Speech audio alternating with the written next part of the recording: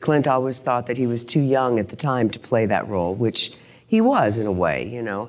But he kept it. He always had it tucked away in his drawer, thinking one day I'll do it. And he did it at the perfect time in his life. My guess is you're calling yourself Mr. William Money.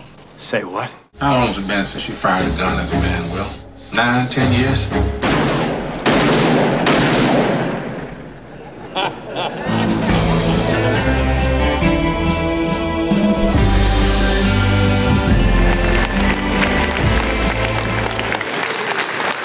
Welcome to A Word on Westerns. Today we are celebrating women in Westerns, and we have one of the best. We have Frances Fisher joining us now. Give a big hand for Frances. Hi. Hi, welcome. Have a seat. Welcome to the Autry Museum. Yeah, it's my first time. There's a VIP tour if you'd like it here, I'd too. love to do that. There's a lot of good stuff here. Yeah. And built about 30 years ago now, and it continues to grow, and we are very lucky that the Autry lets us have our conversations about Western film history here. Keeping it alive. Yes. Koryanka is one of the stars of Hostiles. And I got to tell you guys, it's my favorite Western since Unforgiven. Truly. Mine too. It is so powerful. Yes. And it has such a great message. I really can't find anything wrong with it because it works so well. Yeah. And I told Scott, the director, that I said, "You're a great filmmaker." Yes, he is. For a former actor. Yeah. You know, that happens to a lot of people. Started out as an actor, yeah. A number of people have gone that route, yeah. Well, let's talk about one of those that made Unforgiven. You were Strawberry Alice. Mm-hmm. I wonder how that name came about. Well, you know, I'm not quite sure what David Peoples had in mind, but her name was always Strawberry Alice. It just so happened that I had red hair, so it kind of worked. Perfect casting. Yeah, good timing. Yeah. That was shot up in Alberta. Calgary, yeah. A beautiful area. Oh my God, it was so beautiful because, you know, Henry Bumstead was our designer, and where we shot was literally in the middle of nowhere. There were no signs, no telephone poles, nothing. So when we went out to the set, it was as if we were back in time.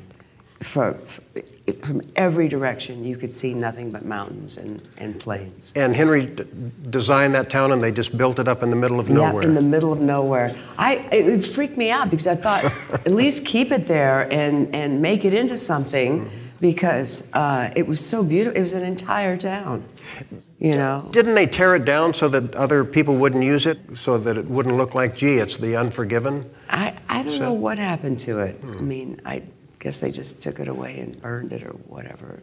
Repurposed the wood, I hope. Well, and that film, for its time, was really violent. A torn up man whose life was falling apart, who could do one thing: kill people. Assassin! Oh, I guess they have it coming. We all have it coming, kid. Such a strong script, too. I had heard that David Peoples, who had written that, also wrote Blade Runner, had given that to Clint. Clint had bought it and sat on it for 10 or 15 years. Actually, 17 years. I don't know why I remember that, but Clint always thought that he was too young at the time to play that role, which he was in a way, you know.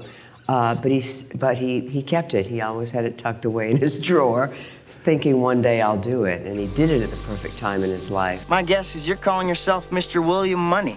Say what? How long has it been since you fired a gun at the man, Will? 9, 10 years?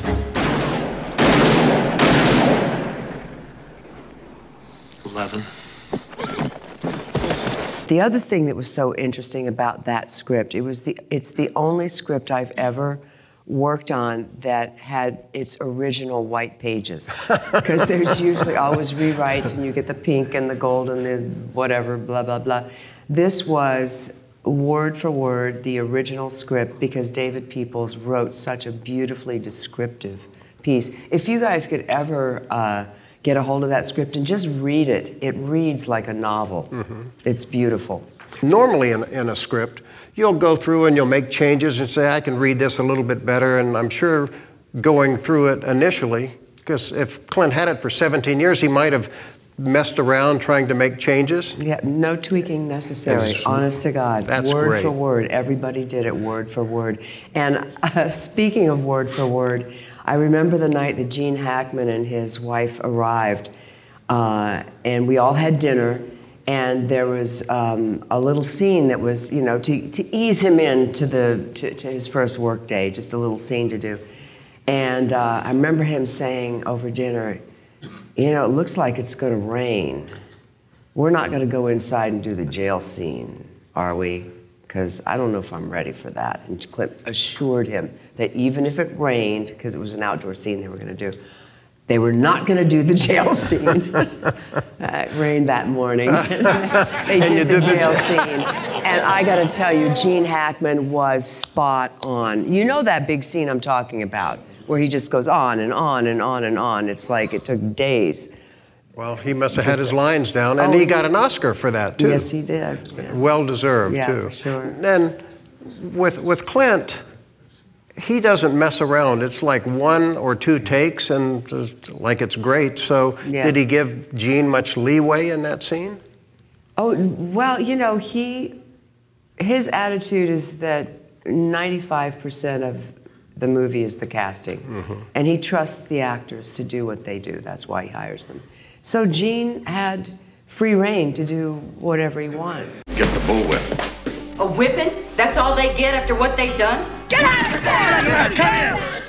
We're here talking with Frances Fisher about one of the early feminists in films, Strawberry Alice. Yeah. You know, look, this is the same thing that I got when I did Titanic, when all the little girls would come up to me and scream at me, going, "You were so mean, you're so mean." And I go, "Young lady, someday you are going to, you know, understand history and realize back then women didn't have the right to vote. They couldn't own property. They had to attach themselves to a man, or they were either maybe a nun, maybe a school teacher if they were lucky. And then there's that third choice. You know, or, you know, sell your body to at least be independent from being under the thumb of a man. There weren't many choices back then. But the thing that I loved about Strawberry Alice is that she protected her girls. And, you know, nobody else, none of the men in the town were going to protect her, one of her sisters, you know, who got cut up, so she took it upon herself. They all put their money together and hired, you know, a couple of killers to take revenge. That's feminism, baby. That sure is. Protect your own. Protect your own. Some wrongs can never be forgiven. Any man don't want to get killed. Better clear on out the back. Unforgiven. Had an incident like that inspired David to write the screenplay? You know, I never asked him that question, but could have been, right? I'm sure it's not out of the ordinary. Things like that happen. Well, the film seems so real. Yeah. So the only thing that didn't seem real, but it was so needed in the movie, was Richard Harris. But you needed that voice of the pulp writer, I think, writing about him, and it brought a new element into the film. He was great in that, too.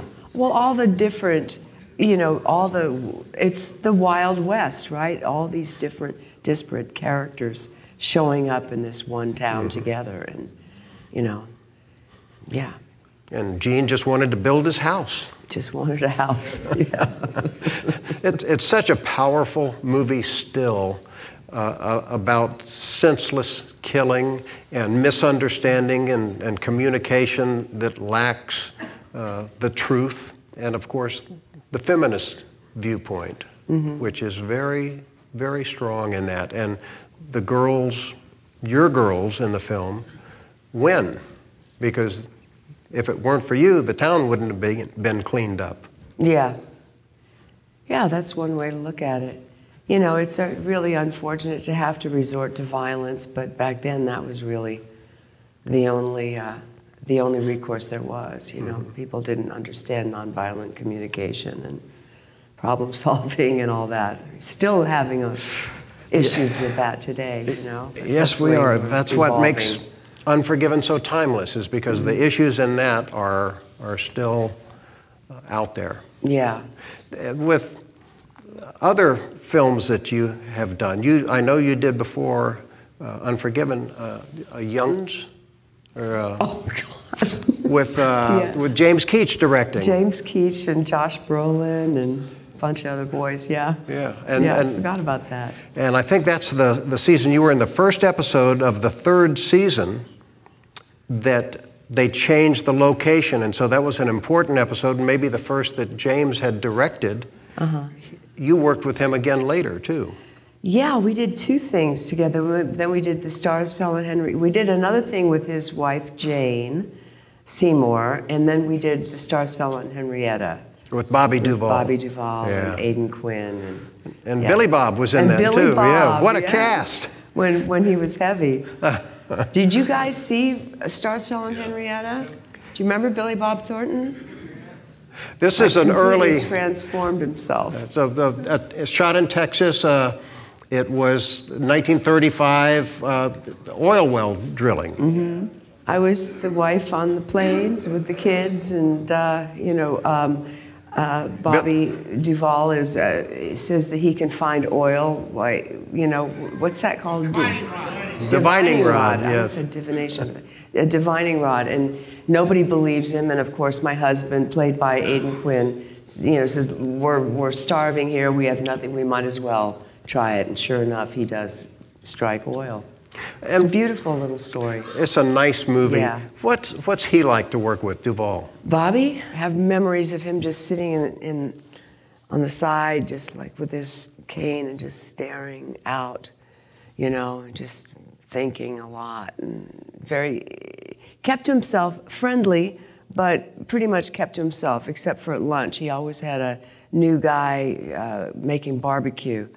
He loves to eat. Outside of his trailer, and he'd always say, "Come on over, come try. This is the best barbecue I've found." It's like, well, yesterday you said somebody else was the best barbecue. But he was always that way. He was very gregarious that way at lunchtime. Did he and James have a decent relationship in that? Yeah, I didn't notice any problems. Yeah. Yeah, he's very strong in what he believes, and I think that James listened to him because Bobby has a lot of experience, It's like you said, it's all about casting. And if you have the right cast and you give them the freedom to find their character, they're going to deliver. Yeah.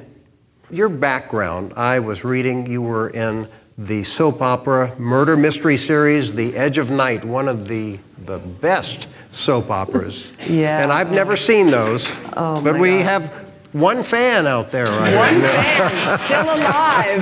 There you are. Well, there's a couple. Yeah, that was great. my first job. That was like my first paying job. I did theater in New York, for a number of years, and then I finally got an audition for a soap opera, and I got it, and it was the most money I'd ever made in my life, $425 a day.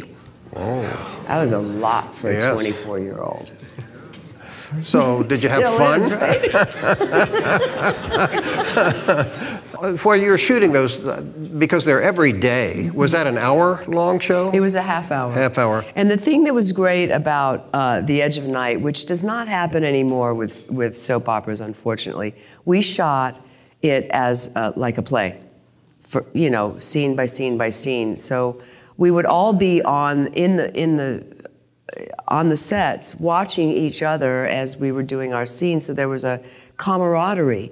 And so we would put it on as if it was a play. Now they shoot it set by set like movies. So everybody's kind of separate and you don't really know what's going on in anybody else's storyline. So I think that that's what gave us a leg up in terms of camaraderie and cohesiveness in telling our story. Was there anybody else in that as a regular that has risen and become known in movies? Oh my God. Don't ask me that question. I haven't had my coffee this morning. Again, I've never seen it, so I'm You've just... never seen it? I've never just seen go down the cat. Dixie Carter, Holland Taylor, we were on at the same time. Oh my God, there's so many people. I'm going Right now, I can't think of everybody who, because a lot of people would come through to do, like they would do maybe 3 or 4 weeks, like a little guest arc or something like that, and they'd come and go and out and yeah. All right, that was not a trick question. You were born in England, and I know Westerns were popular there, but when you were growing up here in the States, you had moved to the States, did you watch TV Westerns or feature films that were Western? You know, I was born to American parents. People think I'm British, but I'm not. I grew up, I was the child of a man who worked for Foster Wheeler, and he built oil refineries and steel mills all over the world. So I grew up overseas. After Columbia, we went to Italy and to France and to Turkey and where else? Did I say Columbia? Brazil, Iowa, and Texas. That's desolate. And Canada. Yeah, so I was all over the place and didn't watch television until we moved to Iowa when I was in 5th grade. And I remember my mother would only let me watch 3 shows, and this is really weird when I thought about it. She loved Rawhide. I Love Lucy. She let me watch I Love Lucy. Yeah. And The Twilight Zone. So somewhere in my child's mind, I fell in love and I played that part. Oh my God, so crazy, Frances played Lucy in Lucy and Desi, The Untold Story. Yeah. And you were great in that. If it hadn't been transformed, if it hadn't been you, because the guy who was Desi wasn't Desi, and you were Lucy, you were fantastic in that too, really. Yeah. But what a life. And your career is amazing because you have such diversity in it. I know you made a Western with Francesca. Oh yes, Outlaws and Angels. Yes, that looks pretty violent. Yes, you know, along the lines of what happens in the West, you know. It's worth seeing because it's worth seeing my daughter. She looks just like you. I'm so proud of her. Yes. She's really good in it. Great. I'm really proud of how she was able to hold her focus and be still in front of the camera, because that's a lot of what acting is allowing the audience to come into your eyes and feel your soul and see what's going on inside. And she was really good. And the reason why I ended up in it is because there was a really small role, and they were shooting in Santa Fe. And I thought, I've got to get out there somehow so I can see my daughter. And then I get a call from the director, J.T. Molnar, and said, the gal who was going to play this role, she can't do it because she can't get out of her TV contract. Would you mind doing it? And I went, well, let me go back and read it, because it was such a small role. I don't even remember it. You're in all the trailers, though. Well, there's a moment in there that I went, rawr. Anyway, she's like this really, really old woman who lives on the plane. So I thought that would be fun. I put the gray hair on and like dirt and yellow teeth and all that. But then I got a chance to fly out. You know, they paid my way. I got to see my daughter work. Perfect. Her name is Francesca Eastwood. And so I got to do a little acting and watch my daughter too. And a free trip, how great. Yeah. Frances, thank you for being here. It's been a delight.